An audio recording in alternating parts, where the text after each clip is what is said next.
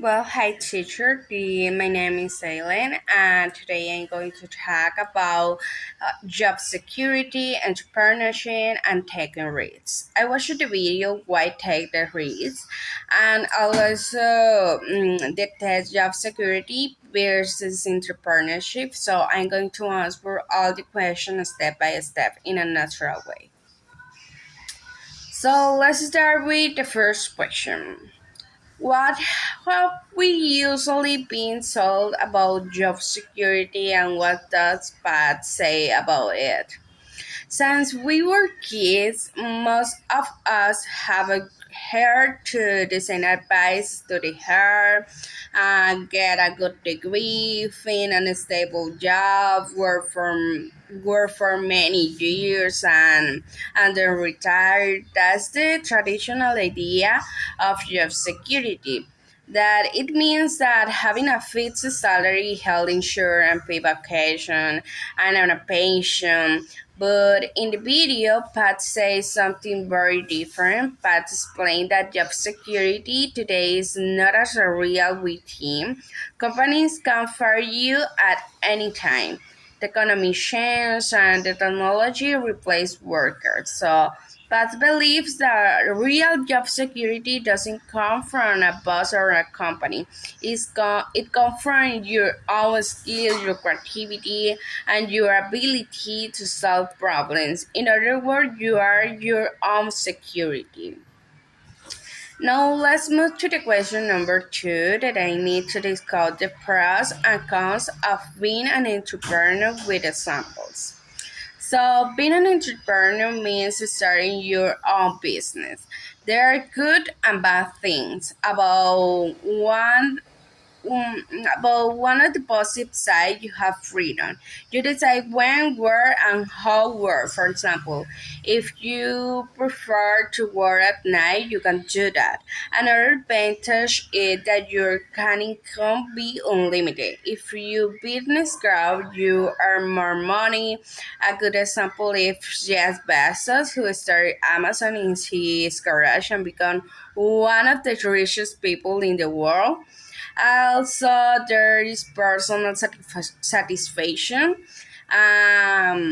Building something from zero feels amazing. Imagine a woman who opens her own small bakery. Every cake she sells make her feel proud. So, but of course, there are also disadvantages. The biggest one is financial risk. You could lose your savings. For example, many restaurants close during their first year because they don't earn enough money. Another problem is stress. You worry about paying bills, employees, and rent. That's awful. My mom had a business, and that is awful. It is so stressful have a business. So during the COVID-19 pandemic, many small business owners struggle a lot. Also, entrepreneurs that don't get paid vacation or sick leave. If you don't work, you don't earn money. So, financial, you often have to work very long hours, sometimes 12 or 14 hours a day, 7 days a week, especially at the beginnings. And if you debt to other people, you have to pay them, so you have to work every time. Now, the question number three, let's talk about the pros and cons of being an employee. That means working for someone else. Being an employee also has a good and bad sides. The advantages include the stability. You know exactly how much money you will receive every month. For example, a teacher knows their salary if they take each month. Another benefit is that many companies give you health insurance, paid vacation, sick days, and sometimes a retirement plan. Also, you have less responsibility. At the end of the day, you go home and you don't have to worry about the whole company. A cashier doesn't need to think about marketing, taxes, or many companies after training and support. They pay for your courses or give you a computer tools. They give you everything that you need, and you don't have that stressful thing that become being and oh sorry, you don't have that stressful that become being um an entrepreneur. I think that's the word. Yes, entrepreneur. So now question number 3. Let's okay, that was why you say sorry.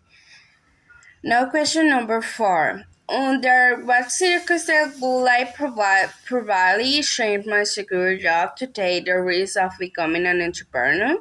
I need to give details and examples. So, I will probably leave a security job and become an entrepreneur in several situations. First, I have a unique idea and a clear plan. For example, if I invent a product that solves a common problem, like an app that helps study faster, and I have already tasted it with real people, then I will feel more confident to try. Second, if I have enough savings, I will never quit my job without money in the bank. If I have saved at least this amount of living expenses, I could try my own business without panic if I don't earn money immediately. And I think that is very important. Third is my job is no longer making me happy. If I feel bored, stressed, or unappraised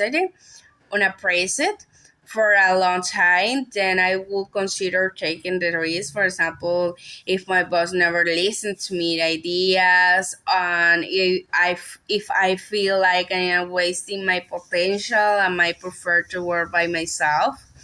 So, four, if I see a real opportunity in the market, for example, at the university, I saw a classmate that was making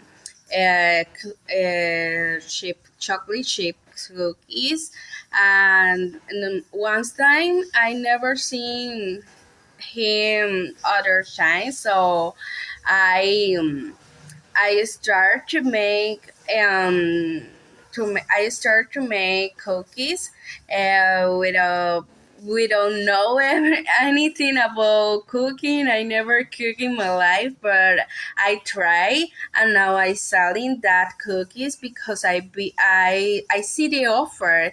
I was a butcher.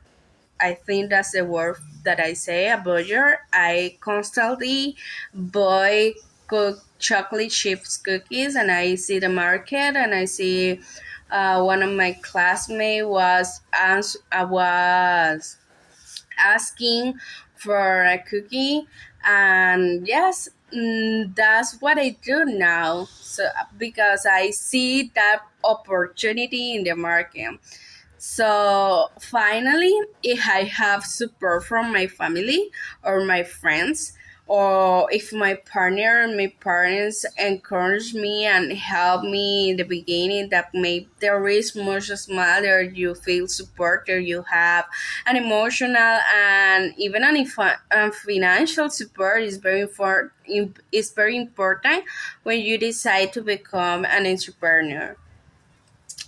Now, for question 5, according to the reading, job security versus entrepreneurship, what is the author's intention? I think the author's intention is to make people think critically about the idea of job security. The author wants to show that being an employee is not always safe. Being an entrepreneur is not always crazy. The author is not saying that everyone must become an entrepreneur. Instead, the author wants us to understand the real risk and benefit on both options, on both sides. That way we can make a smart decision based on our own personality, goals, and situation. The author wants us to stop following ideas without questioning them. And finally, for question six, explain why I think the author says if you want to be successful, observe the message and do the opposite. I believe the author says that this because most of the people follow the same path. The massage student get degree, find a stable job, sorry, and and stay there for 4 years. That's what the majority person does, but if everyone does the same thing, competition becomes very high and opportunities become limited. For example, thousands of people apply for the same office job, but only one get it. So if you want to be truly successful, you may need to think differently. Instead of following the crowd, you can observe what most people are doing and then do the opposite. That doesn't mean doing something crazy or illegal. It means being creative, taking calculated risks, and not being afraid to be different. Many successful entrepreneurs like Steve Jobs or Elon Musk did not follow the message. They solve problems that others ignore and they create solutions. So, in short, the author is invite us to think about ourselves and not be afraid to take a different route. So that's all for my video, teacher. Thank you for watching. I hope my hands were clear and bye bye.